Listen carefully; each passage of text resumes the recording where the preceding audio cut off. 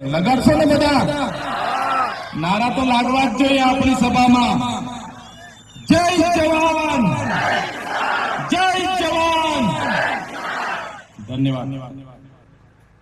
આજની આ સભામાં મારી સાથે મંચસ્થ ઉપસ્થિત છોટાઉદેપુર લોકસભાના પ્રભારી એવા મુકેશભાઈ બારિયા, નર્મદા જિલ્લા આમ આદમી પાર્ટીના પ્રમુખ એવા નિરંજનભાઈ વસાવા, સાથે જનરલ સેક્રેટરી એવા વિક્રમભાઈ તડવી, સાથે ઉપપ્રમુખ આશીષભાઈ, ગિરિરાજભાઈ અને મંચસ્થ ઉપસ્થિત તમામ વડીલો, માતાઓ, બહેનો અને મારી સામે ઉપસ્થિત થયેલા હજારોની સંખ્યામાં મારા પિતા સમાન મારા વડીલો, સંતો, મહંતો, આગેવાનો, મારી માતા તુલ્ય મારી માતાઓ, મારા યુવાન સાથી મિત્રો, બધાને ચૈતર વસાવાના જોહાર કરું છું, સૌને મારા નમન કરું છું।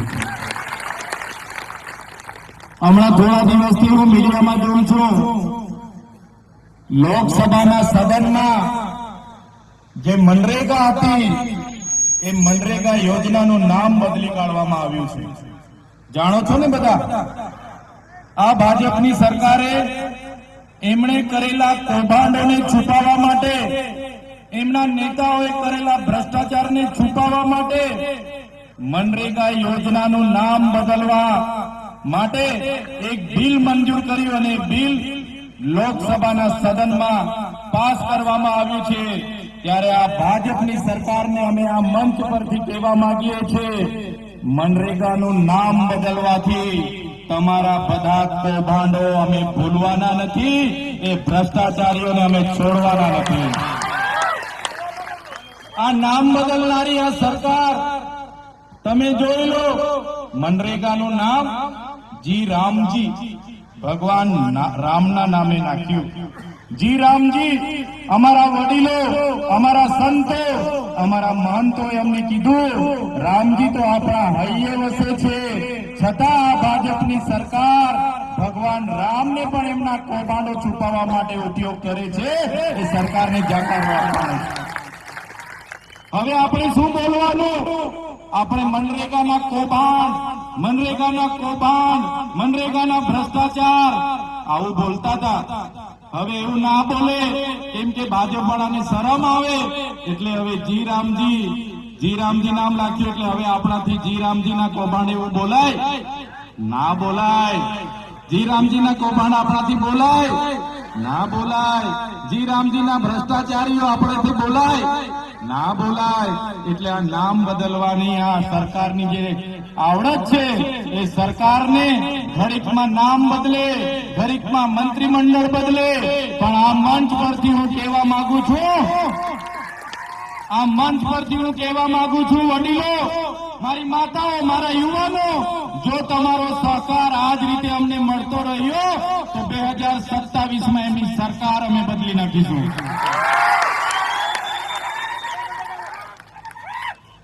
આપણા વડીલોએ કીધું છે ને, ભેંસ ઓછું દૂધ આપે એટલે એનો કિલો બદલવાથી દૂધ વધતું નથી।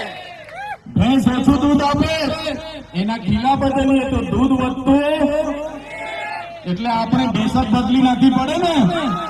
એટલે આ સરકારને પણ આપણે કહેવાનું છે, તમારા કૌભાંડો, તમારી નિષ્ફળતાઓ છુપાવવા માટે તમે મંત્રીમંડળ બદલો છો, એ મંત્રીમંડળ નવું આવ્યું એમાં પણ કઈ હવા છે નથી, એટલે 2027માં અમે સરકાર બદલી કાઢવાના છે।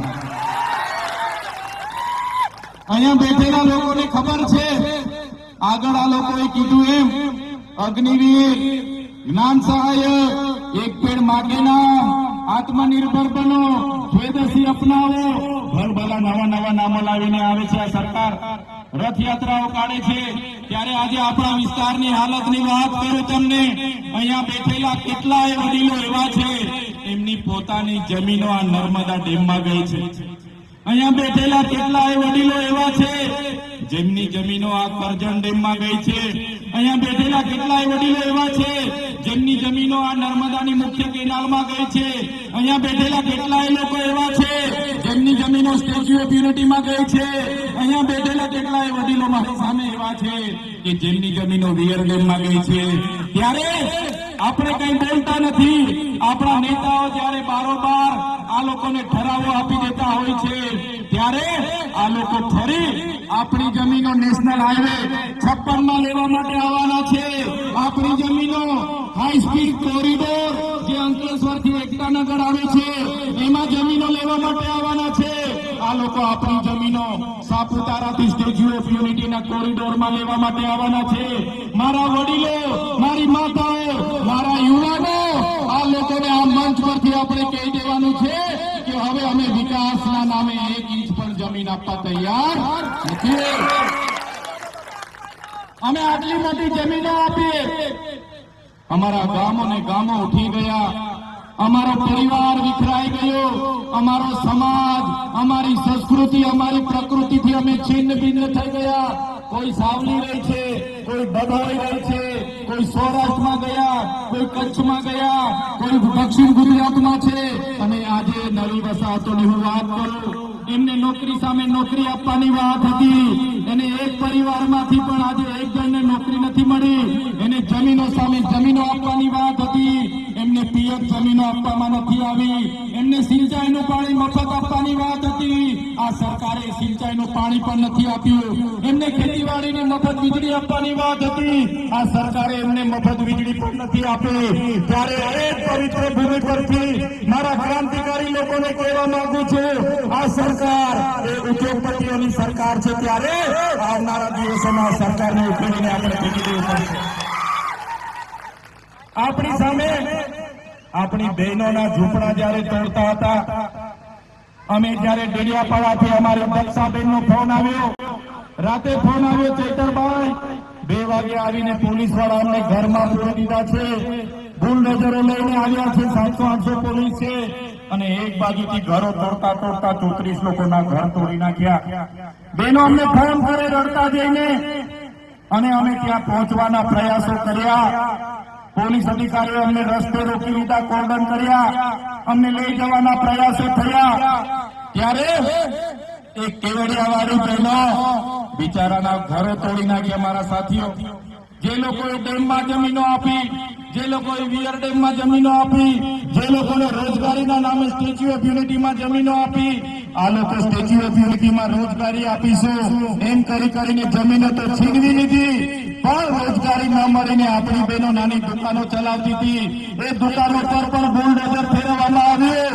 ત્યારે આવનારી ચૂંટણીમાં આ લોકોને, એ બુલડોઝર ફેરવવાવાળા ભાજપના નેતાઓને ઈંટનો જવાબ પથ્થરથી આપણે આપી દેવાનો છે.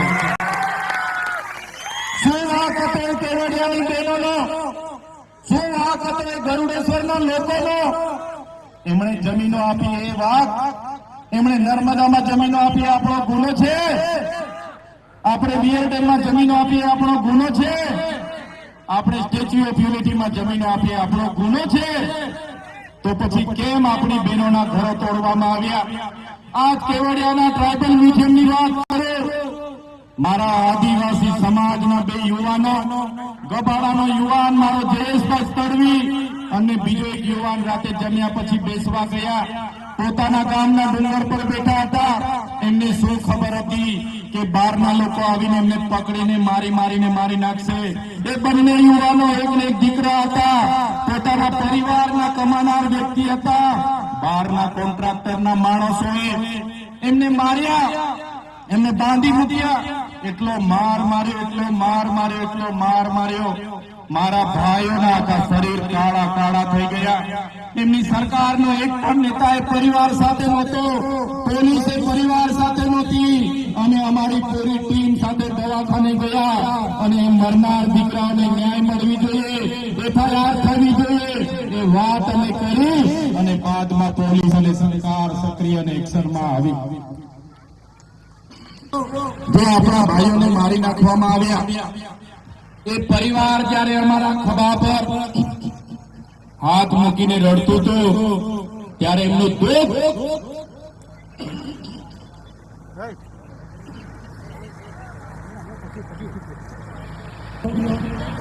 એ આપણા 2 યુવાનોને આખી રાત બાંધીને એટલો માર માર્યો.